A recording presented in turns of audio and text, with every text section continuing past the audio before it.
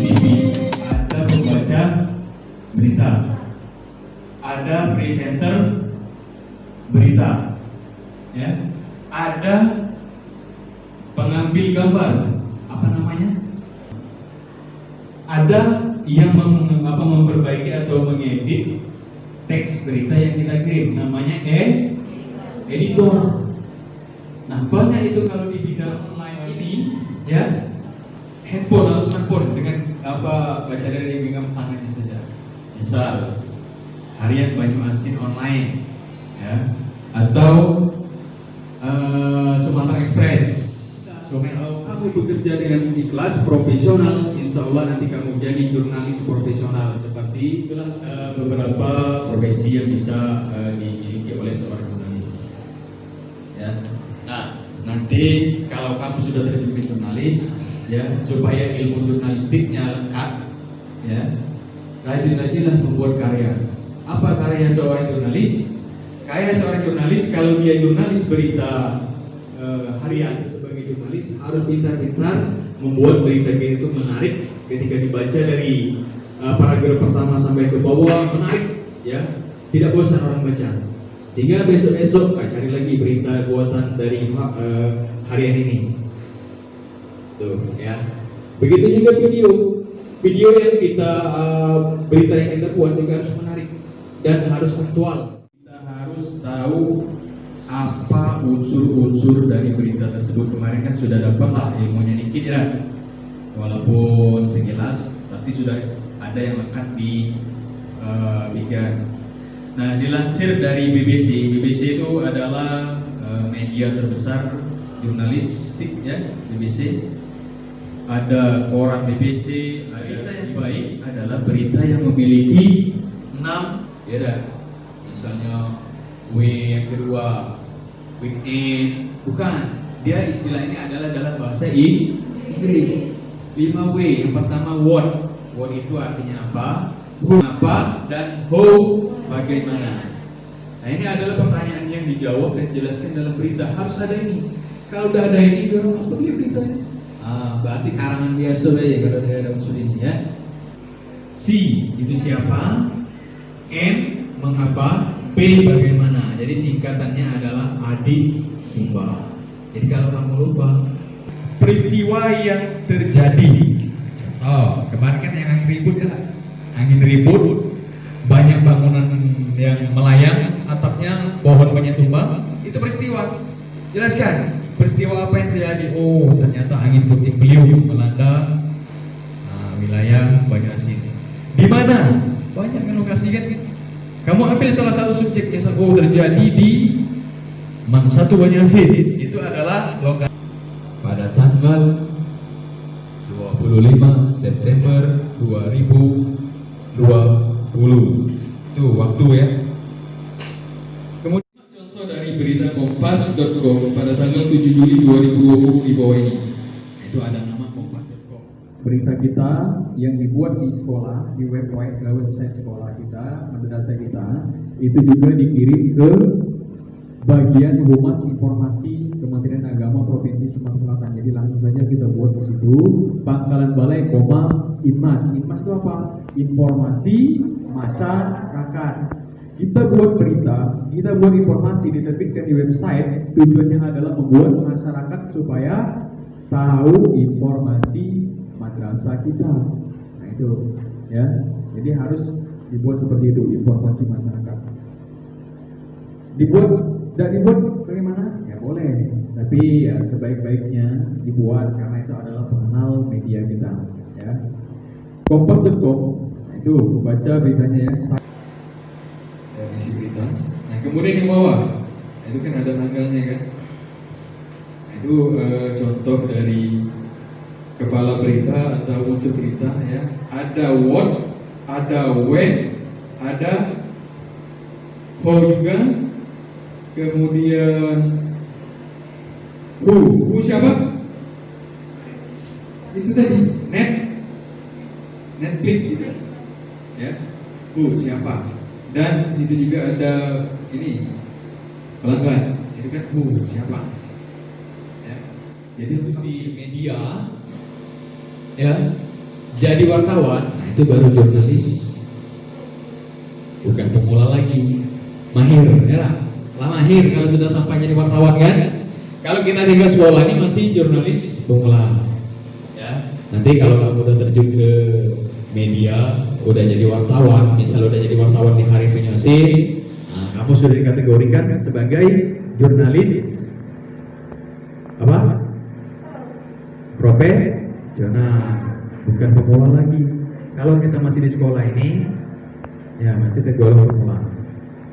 Lead atau teras berita itu merupakan bagian dari struktur penulisan berita. Teras merupakan paragraf pertama.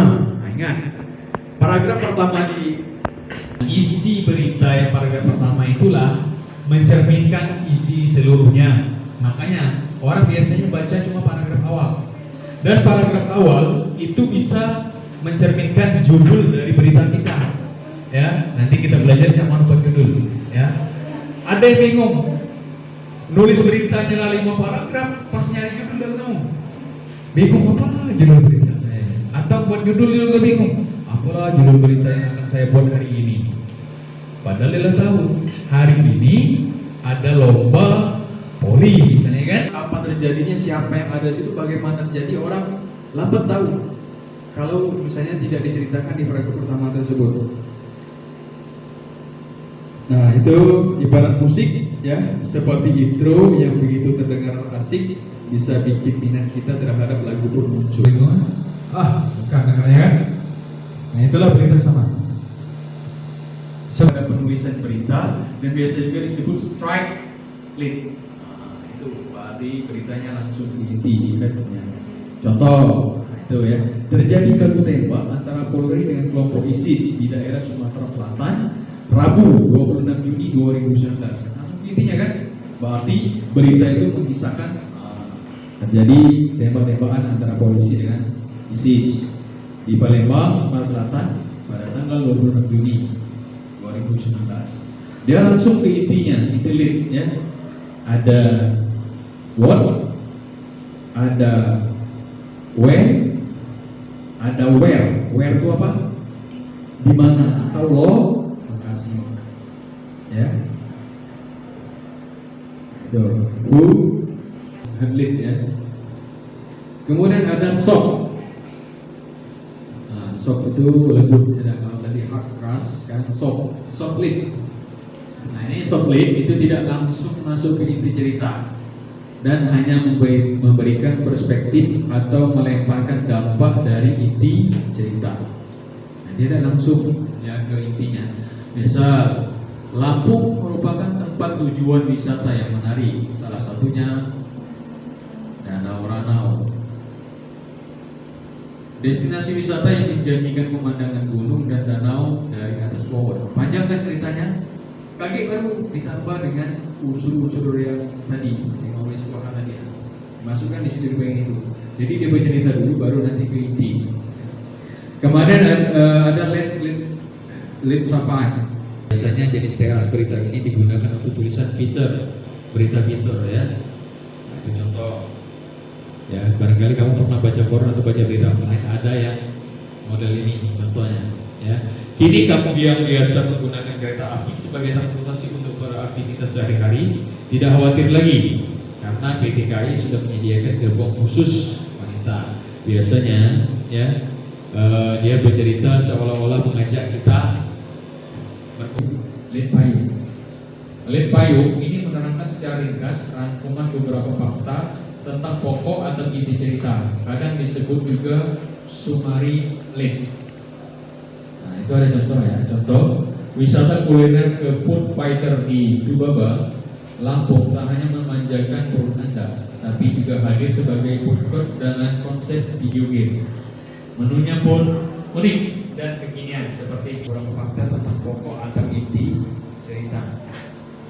Nah, dari segala macam lead ini barangkali kita selaku jurnalis pemula itu yang lebih bagusnya langsung ke lead yang A ya, langsung saja ke intinya. Jangan bertele-tele panjang-panjang bagi orang malas baca berita ya. W dan 1H. Selanjutnya kita akan coba membuat lead berita atau paragraf pertama berita. Hari ini materi kita adalah membuat paragraf pertama bela, ya. Yang paragraf 2, 3 dan seterusnya nanti pada pertemuan-pertemuan yang lainnya, ya. Intinya buatlah paragraf pertama dengan tulisan yang menarik agar ketika orang baca dia tertarik untuk membaca kalimat-kalimat di bawahnya, ya. Paragraf pertama itu mengandung unsur apa? 5 W 1 H. Ingat, apa singkatannya tadi? Adik apa? D. Di mana? K. Kapan?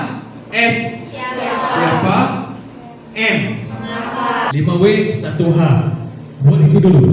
Kaget, setelah selesai itu baru bisa tentukan, oh ini judul yang tepat untuk berita saya. Nah, sekarang kita akan coba membuat berita dengan komponen adik Simba, khusus paragraf 1 atau paragraf pertama.